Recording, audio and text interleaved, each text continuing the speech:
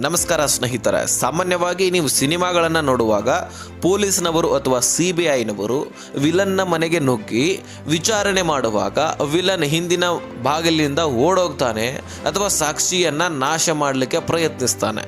So ಈಗ ಆಗಿರುವುದು ಇದೇ ಘಟನೆ. ಅದು ಫೇಕ್ ಅಲ್ಲ ಅಥವಾ ಸಿನಿಮಾಗಳಲ್ಲಿ ಅಲ್ಲ, ಇದು ರಿಯಲ್ ಘಟನೆ. ಈ ಸ್ಟೋರಿ ರಿಯಲ್ ಆಗಿ ನಡೆದಿದ್ರೆ ಭಯ ಆಗೋದಂತೂ ಗ್ಯಾರಂಟಿ ಅಲ್ವಾ.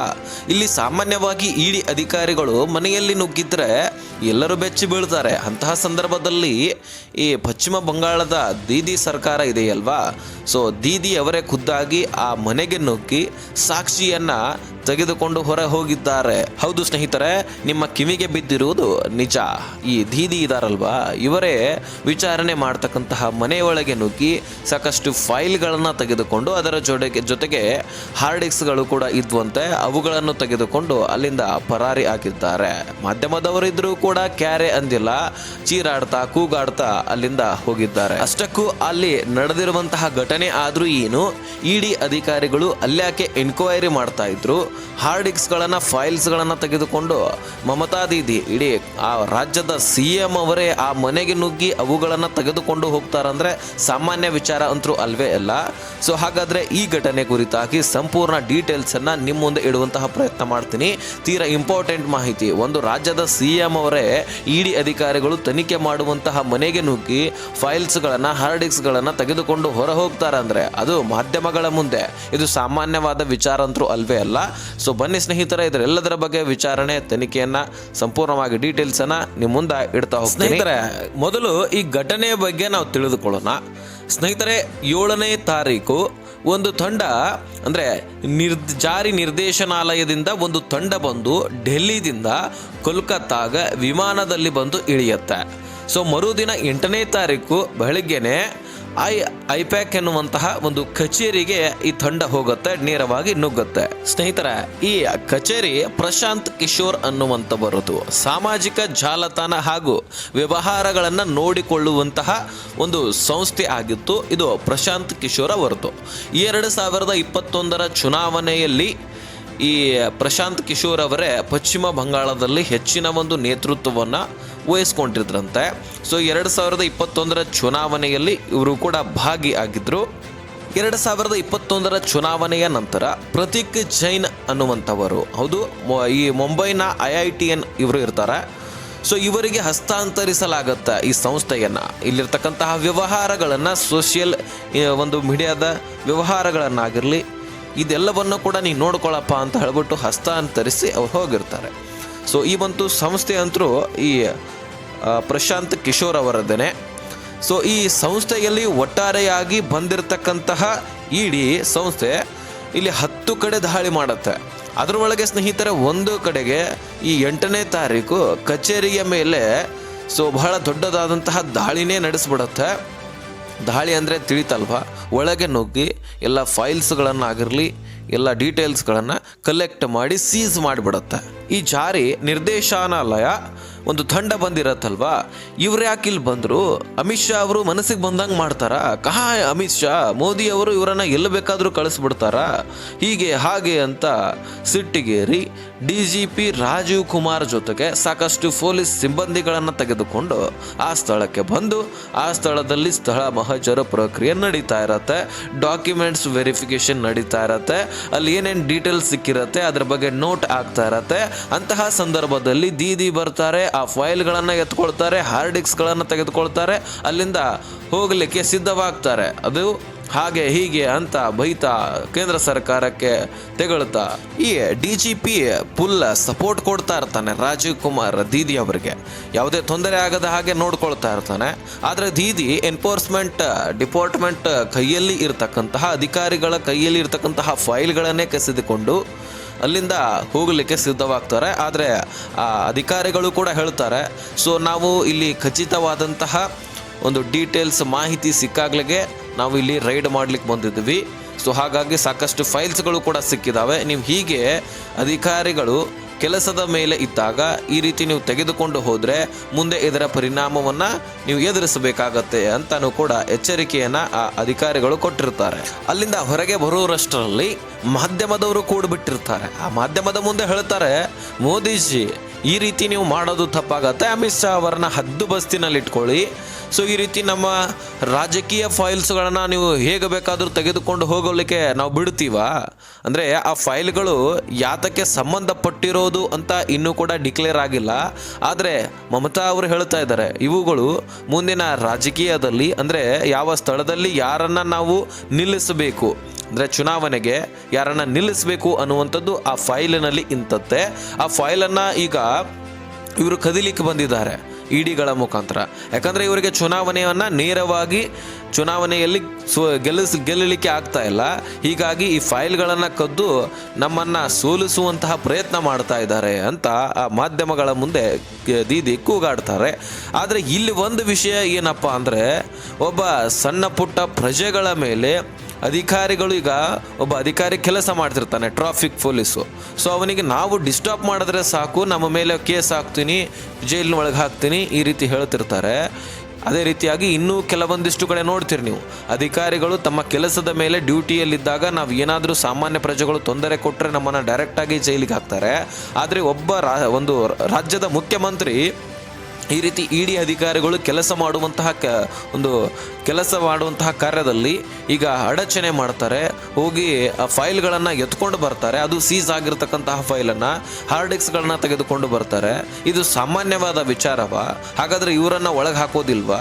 ಈ ಎಲ್ಲ ಪ್ರಶ್ನೆಗಳು ಇಲ್ಲಿ ಬರ್ತಾ ಇದ್ದಾವೆ ಸ್ನೇಹಿತರೆ. ಹಾಗಾದರೆ ಆ ಫೈಲಲ್ಲಿ ಅಂಥದ್ದು ಏನಿತ್ತು ಈಗ ಇಂಪಾರ್ಟೆಂಟ್ ಇದೆ, ಈಗ ನೀವು ಕ್ಲಿಯರ್ ಆಗಿ ತಿಳ್ಕೊಳ್ಬಹುದು ಸ್ನೇಹಿತರೆ. 2020ಕ್ಕೆ ನಾವು ಹೋಗಬೇಕಾಗತ್ತೆ. 2020ರಲ್ಲಿ ನವೆಂಬರ್ ಅಸ್ಸಾಂ ಸೋಲ್ ಅನ್ನುವಂತಹ ಒಂದು ಪ್ರದೇಶ ಇದೆ. ಸೊ ಅಲ್ಲಿ ಗಣಿಗಾರಿಕೆ ನಡೀತಾ ಇರತ್ತೆ. ಸೊ ಆ ಗಣಿಗಾರಿಕೆಗೆ ಸಂಬಂಧಪಟ್ಟಂತಹ ಒಂದು ಕಂಪನಿ ಈಸ್ಟರ್ನ್ ಕೋಲ್ ಫೀಲ್ಡ್ಸ್ ಅಂತ ಒಂದು ಕಂಪನಿ ಇದೆ. ಈ ಕಂಪನಿ ಅಲ್ಲಿ ಗಣಿಗಾರಿಕೆಯನ್ನು ಮಾಡ್ತಾ ಇರತ್ತೆ.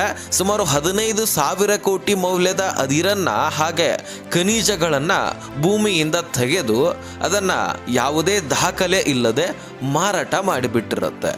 ಹೀಗಾದಾಗ ಇದರ ಮೇಲೆ CBI ತನಿಖೆ ಆಗುತ್ತೆ. ಹೌದು, CBI ತನಿಖೆ ಆಗುವಂತಹ ಸಂದರ್ಭದಲ್ಲಿ CBIಗೆ ತಿಳಿದು ಬಂದಿರುವಂತಹ ಮಾಹಿತಿ ಏನಪ್ಪ ಅಂದರೆ, ಮನಿ ಲಾಂಡ್ರಿಂಗ್ ಆಗಿದೆ ಅಂತೆ. ಹೌದು, ಹಣದ ವ್ಯವಹಾರ ಇಲ್ಲಿ ಆಗಿದೆ. ಸೊ ಹೀಗಾಗಿ CBI ಏನು ಮಾಡುತ್ತೆ, ಇಡಿಗೆ ಅದನ್ನು ಹಸ್ತಾಂತರಿಸುತ್ತೆ, ಎನ್ಫೋರ್ಸ್ಮೆಂಟ್ ಡಿಪಾರ್ಟ್ಮೆಂಟ್ಗೆ ಇದನ್ನು ಹಂಚಲಾಗುತ್ತೆ. ಯಾಕಂದರೆ CBI ಎಲ್ಲಿವರೆಗೂ ಕೆಲಸ ಮಾಡತ್ತಂದರೆ, ಇಲ್ಲಿ ಗಣಿಗಾರಿಕೆ ಯಾತಕ್ಕಾಗಿದೆ, ಇಲ್ಲಿ ಆಗಿರತಕ್ಕಂತಹ ಗಣಿಗಾರಿಕೆ ಯಾತಕ್ಕಾಗಿ ಆಗಿದೆ ಅನ್ನೋದರ ಬಗ್ಗೆ ಡೀಟೇಲ್ಸನ್ನು ಕಲೆಕ್ಟ್ ಮಾಡುತ್ತೆ. ಅದಾದ ಮೇಲೆ ಹಣಕ್ಕಾಗಿ ಈ ಗಣಿಗಾರಿಕೆ ಆಗಿದೆ ಅಂತ ಗೊತ್ತಾಗತ್ತೆ ನೋಡಿ. ತದನಂತರ ಹಣದ ವ್ಯವಹಾರಗಳನ್ನು ಇಡಿ ಅವರು ಅದನ್ನು ಸಂಭಾಳಿಸ್ತಾರೆ, ಅದರ ಬಗ್ಗೆ ಡೀಟೇಲ್ಸು ತನಿಖೆಯನ್ನು ಮಾಡ್ತಾರೆ. ಹೀಗಾಗಿ ಎನ್ಫೋರ್ಸ್ಮೆಂಟ್ ಡಿಪಾರ್ಟ್ಮೆಂಟ್ಗೆ ಇದನ್ನು ಕೊಡಲಾಗುತ್ತೆ. ಈ ಗಣಿಗಾರಿಕೆಯನ್ನು ಮಾಡಿರುವಂಥವನು ಅನೂಪ್ ಮಾಂಜಿ ಉರ್ಫ್ ಲಾಲಾ ಅಂತ ಇವನ ಹೆಸರು. ಸೊ ಇವನು ಈ ಗಣಿಗಾರಿಕೆಯನ್ನು ಮಾಡಿರ್ತಾನೆ. ಇವನು ಹಿಡಿಬೇಕಂತ CBI ತನಿಖೆ ಮಾಡ್ತಾ ಇರ್ತದಲ್ಲ, ಆ ಸಂದರ್ಭದಲ್ಲಿ ಇವನು ಪರಾರಿ ಆಗಿಬಿಡ್ತಾನೆ. ಯಾವಾಗ ದಾಳಿ ಆಗುತ್ತೋ ಅವಾಗ ಪರಾರಿ ಆಗಿಬಿಟ್ಟಿರ್ತಾನೆ. ಆವಾಗ ಪರಾರಿ ಆದವನು 2024ರಲ್ಲಿ CBIಗೆ ಇವನು ಸರೆಂಡರ್ ಆಗ್ತಾನೆ, ಆವಾಗ ಸಿಗುತ್ತಾನೆ. ಇವನಿಗೆ ಕೋರ್ಟ್ನಲ್ಲಿ ಹಾಜರು ಮಾಡಿದಾಗ ಇವನಿಗೆ ಬೇಲ್ ಕೂಡ ಸಿಗುತ್ತೆ. ಆದರೆ ಕೋರ್ಟ್ ಒಂದು ಆರ್ಡರ್ ಕೊಡುತ್ತೆ ಇವನಿಗೆ, ಪುರ್ಲಿ ಎನ್ನುವಂತಹ ಸ್ಥಳ ಬಿಟ್ಟು ನೀವು ಅಲ್ಲಿ ಇಲ್ಲಿ ಓಡಾಡಬೇಕಂದ್ರೆ ಕೋರ್ಟಿನ ಅನುಮತಿ ತೆಗೆದುಕೊಳ್ಬೇಕು ಅಂತ ಇವನ ಮೇಲೆ ಒಂದು ನಿರ್ಧಾರವನ್ನು ಕೈಗೊಂಡು ಇವನಿಗೆ ಬೇಲ್ ಕೊಟ್ಟಿರ್ತಾರೆ. ಹಾಗಾದ್ರೆ ಇವನು ಹಾಗೆ ಹೊರಗೆ ಕಳಿಸಿರೋದಿಲ್ಲ, ಸಾಕಷ್ಟು ಡೀಟೇಲ್ಸ್ ಅನ್ನ ಇವನಿಂದ ಕಲೆಕ್ಟ್ ಮಾಡಿರ್ತಾರೆ. ಆ 15,000 ಕೋಟಿ ದುಡ್ಡಿನ ಒಂದು ಇಲ್ಲಿ ದರೋಡೆ ನಡೆದಿರುತ್ತಲ್ಲ, ಸೊ ಅದರ ಬಗ್ಗೆ ಇವನ ಹತ್ರ ತನಿಖೆ ಮಾಡಿದಾಗ ಇವನು ಕೆಲವೊಂದಿಷ್ಟು ಫೈಲ್ಸ್ಗಳನ್ನು ಕೊಟ್ಟಿರ್ತಾನೆ. ಆ ಫೈಲ್ಸ್ಗಳಲ್ಲಿ ದುಡ್ಡು ಕೊಟ್ಟಿರೋದು ಮಮತಾಗೆ ಅಂತ ಹೇಳಿ ಆ ಒಂದು ಫೈಲ್ಸ್ಗಳನ್ನು ಕೊಟ್ಟಿರ್ತಾನೆ. ಹೌದು, ಅದರ ಬಗ್ಗೆ ಡೀಟೇಲ್ಸ್ ಕೂಡ ಕೊಟ್ಟಿರ್ತಾನೆ. ಆ ಮಮತಾ ಇದ್ದವರು ಏನು ಹೇಳಿರ್ತಾರಪ್ಪ ಇವನಿಗಂದ್ರೆ, ಆ ದುಡ್ಡನ್ನು ಐಪ್ಯಾಕ್ ಕಂಪನಿಗೆ ಚುನಾವಣೆಗೆ ವೆಚ್ಚಕ್ಕಾಗಿ ಕೊಟ್ಟುಬಿಡು ಅಂತ ಹೇಳಿರ್ತಾರೆ. ಹಾಗಾಗಿ ಆ ಚುನಾವಣೆಗೆ ವೆಚ್ಚಕ್ಕಾಗಿ ಈ ದುಡ್ಡು ಆ ಕಂಪನಿಗೆ ಕೊಡಲಾಗಿರುತ್ತೆ. ಅಂದರೆ ಈ ಪ್ರಶಾಂತ್ ಕಿಶೋರ್ ಇದಾನಲ್ವ, ನಾನು ಮೊದಲೇ ಹೇಳಿದ್ನಲ್ವ ಐಪ್ಯಾಕ್ ಕಂಪನಿ ಅಂತ, ಸೊ ಈ ಸಂಸ್ಥೆಗೆ ಆ ಒಂದು ದುಡ್ಡನ್ನು ಕೊಟ್ಟಿರಲಾಗಿರುತ್ತೆ. ಆ ಸಂದರ್ಭದಲ್ಲಿ ಚುನಾವಣೆ ಗೋವಾ ಜೊತೆಗೆ ಉತ್ತರಾಖಂಡ ಹಾಗೆ ಪಂಜಾಬ್ ಜೊತೆಗೆ ಉತ್ತರ ಪ್ರದೇಶದಲ್ಲಿ 4 ಭಾಗಗಳಲ್ಲಿ ಆ ಚುನಾವಣೆ ನಡೀತಾ ಇರುತ್ತೆ. ಇವರ TMC ಪಕ್ಷವೂ ಕೂಡ ಗೋವಾದಲ್ಲಿ ಅಖಾಡಕ್ಕಿಳಿದಿರುತ್ತೆ. ಸೊ ಹೀಗಾಗಿ ಆ ಚುನಾವಣೆಗೆ ದುಡ್ಡು ಬೇಕಲ್ವಾ, ಚುನಾವಣೆ ನಡೆಯೋದು ಹಾಗೆ ಅಂತರೂ ಅಲ್ವೇ ಅಲ್ಲ, ನಿಮಗೆ ಗೊತ್ತಿದೆ, ಅದನ್ನೇನು ಬಿಡಿಸಿ ಹೇಳಬೇಕಾಗಿರುವಂಥದ್ದೇನು ಬೇಕಾಗಿಲ್ಲ. ಸೊ ಹಾಗಾಗಿ ಈ ದುಡ್ಡನ್ನು ಆ ಖರ್ಚು ವೆಚ್ಚಕ್ಕಾಗಿ ಚುನಾವಣೆಗೆ ಬಳಸಲಾಗಿರುತ್ತೆ. ಅದಕ್ಕೆ ಮುಖ್ಯವಾದವನು ಈ ಅನೂಪ್ ಮಾಂಜಿ ಉರ್ಫ್ ಲಾಲ, ಇವನೇ ಆ ಒಂದು ದುಡ್ಡಿನ ಕಾರಬಾರುಗಳನ್ನು ನೋಡ್ಕೊಳ್ತಾ ಇರ್ತಾನೆ. ಈ ಉರ್ಫ್ ಲಾಲ ಇದ್ದವನು ಐಪ್ಯಾಕ್ ಕಂಪನಿಗೆ ದುಡ್ಡನ್ನು ಕೊಡೋದು, ಆ ಕಂಪನಿ ಚುನಾವಣೆಗೋಸ್ಕರ ದುಡ್ಡನ್ನು ಹಂಚಲಾಗುವುದು, ಇದೆಲ್ಲವನ್ನು ಕೂಡ ಈ ಮಮತಾ ಅವರು ಮಾಡ್ತಾ ಇರ್ತಾರೆ. ಇದೇ ಒಂದು ದುಡ್ಡಿಗೆ ಸಂಬಂಧಪಟ್ಟಂತಹ ಡೀಟೇಲ್ಸು ಫೈಲ್ಸ್ಗಳು ಈ ಪ್ರಶಾಂತ್ ಕಿಶೋರ್ ಅವರ ಡಿಪಾರ್ಟ್ಮೆಂಟ್ನಲ್ಲಿ ಸಂಸ್ಥೆಯಲ್ಲಿ ದುಡ್ಡು ಇರುತ್ತೆ. ಈ ಸಂಸ್ಥೆ ಇರೋದೆಲ್ಲಿ? ಕೋಲ್ಕತ್ತಾದಲ್ಲಿ. ಸೊ ಈ ಒಂದು ಸಂಸ್ಥೆಗೆ ನುಗ್ಗಿ ಇಡೀ ರೇಡ್ ಮಾಡಿರುತ್ತೆ ಈ ಎನ್ಫೋರ್ಸ್ಮೆಂಟ್ ಡಿಪಾರ್ಟ್ಮೆಂಟು. ಆ ತೆಗೆದುಕೊಂಡಿರ್ತಕ್ಕಂತಹ ಫೈಲನ್ನು ಸೀಸ್ ಮಾಡಿರುತ್ತೆ, ಇನ್ನು ಹಲವಾರು ಡೀಟೇಲ್ಸನ್ನು ಕಲೆಕ್ಟ್ ಮಾಡ್ತಾ ಇರುತ್ತೆ. ಇದೇ ಸಂದರ್ಭದಲ್ಲಿ ಮಮತಾ ದಿಢೀರನೇ ಓಡಿ ಹೋಗ್ತಾರೆ. ಯಾರೇ CM ಆದರೂ ತಾವಾಗಿ ಹೋಗೋದಿಲ್ಲ, ಯಾರನ್ನಾದರೂ ಕಳಿಸಿಕೊಡ್ತಾರೆ, ಅಥವಾ ಪೊಲೀಸರನ್ನು ಅಥವಾ ತಮಗೆ ಸಂಬಂಧಪಟ್ಟಂತಹ ಅಧಿಕಾರಿಗಳನ್ನು ಕಳುಹಿಸಿ ಆ ಫೈಲ್ಸ್ಗಳನ್ನ ತೆಗೆದುಕೊಂಡು ಬರಲಿಕ್ಕೆ ಹೇಳ್ತಾರೆ. ಆದರೆ ಸ್ವತಃ CM ಆ ಸಂಸ್ಥೆಗೆ ಹೋಗಿ ಫೈಲ್ಸ್ಗಳನ್ನು ತೆಗೆದುಕೊಂಡು ಬರ್ತಾರಂದರೆ ಇದು ಸಣ್ಣ ವಿಚಾರನ? ಖಂಡಿತವಾಗ್ಲೂ ಇಲ್ಲ ಸ್ನೇಹಿತರೆ. ಆ ಫೈಲ್ನಲ್ಲಿ ಇರೋದು ಬೇರೆನೆ. ಆದರೆ ಮಮತಾ ಅವರು ಹೇಳ್ತಕ್ಕಂಥದ್ದು ಏನಂದರೆ, ಮೋದಿ ಅವರಿಗೆ ಈ BJP ಪಕ್ಷಕ್ಕೆ ನಮಗೆ ನಮ್ಮ ಜೊತೆ ಗೆಲ್ಲಲಿಕ್ಕೆ ಚುನಾವಣೆಯಲ್ಲಿ ಆಗ್ತಾ ಇರಲಿಲ್ಲ. ಸೊ ಹೀಗಾಗಿ ನಾವು ಫೈಲನ್ನು ತೆಗೆದುಕೊಂಡು ಇಟ್ಕೊಂಡಿದ್ದೀವಲ್ಲ, ಆ ಫೈಲಿನಲ್ಲಿ ಏನಿದೆ ಅಂದರೆ, ನಾವು ಮುಂದೆ ಬರ್ತಕ್ಕಂತಹ ಚುನಾವಣೆಯಲ್ಲಿ ಯಾವ ಅಧಿಕಾರಿಗಳನ್ನು ಯಾವ ಸ್ಥಳದಲ್ಲಿ ನಿಲ್ಲಿಸಬೇಕು, ನಮ್ಮ ಸ್ಟ್ರಾಟಜಿ ಏನೇನಿರಬೇಕು, ನಾವು ಯಾವ ರೀತಿಯಾಗಿ ಕೆಲಸ ಮಾಡಬೇಕು, ಇದೆಲ್ಲವೂ ಕೂಡ ಅಲ್ಲಿದೆ. ನಮ್ಮ ಒಂದು ಡೀಟೇಲ್ಸನ್ನು ತೆಗೆದುಕೊಳ್ಳಲಿಕ್ಕೆ ಇವರು ಬಂದಿದ್ದಾರೆ ಅಂತ ಒಂದು ಸ್ಟೇಟ್ಮೆಂಟನ್ನು ಮಾಧ್ಯಮದ ಮುಂದೆ ಹೇಳ್ತಾರೆ. ಆದರೆ ಒಬ್ಬ CM ಇದಕ್ಕೋಸ್ಕರ ಇಷ್ಟೊಂದು ಬೇಗನೆ ಬಂದು ಆ ಫೈಲನ್ನು ತೆಗೆದುಕೊಂಡು ಹೋಗುವಂತಹ ಕೆಲಸ ಮಾಡ್ತಾರಂದರೆ ನೀವು ನಂಬ್ತೀರಾ? ಈಗ ಕೇಂದ್ರ ಸರ್ಕಾರದ ಅದರದೇ ಆದಂತಹ ನಿಯಮಗಳಿರ್ತವೆ, ರಾಜ್ಯ ಸರ್ಕಾರದ್ದು ಅದರದೇ ಆದಂತಹ ನಿಯಮಗಳಿರ್ತವೆ. ಕೇಂದ್ರ ಸರ್ಕಾರ ಯಾವುದೇ ಒಂದು ಯೋಜನೆಯನ್ನು ಜಾರಿ ತಂತಪ್ಪ ಅಂದರೆ ಅದು ರಾಜ್ಯ ಸರ್ಕಾರ ಕೂಡಿಸಿ ನಡೆಸ್ಕೊಂಡು ಹೋಗಬೇಕು. ಯಾಕಂದರೆ ಕೇಂದ್ರ ಸರ್ಕಾರ ಡೆಲ್ಲಿಯಲ್ಲಿ ಕೂತ್ಕೊಂಡು ನಮ್ಮ ರಾಜ್ಯದಲ್ಲಿರ್ತಕ್ಕಂತಹ ಯೋಜನೆ ನಡೆಸಲಿಕ್ಕೆ ಆಗೋದಿಲ್ಲ. ಹೀಗಾಗಿ ಈ ನಮ್ಮ ಕರ್ನಾಟಕ ರಾಜ್ಯ ಸರ್ಕಾರ ಏನು ಮಾಡಬೇಕಾಗತ್ತೆ, ಇವುಗಳನ್ನು ಮುಂದುವರಿಸ್ಕೊಂಡು ಹೋಗಬೇಕಾಗತ್ತೆ.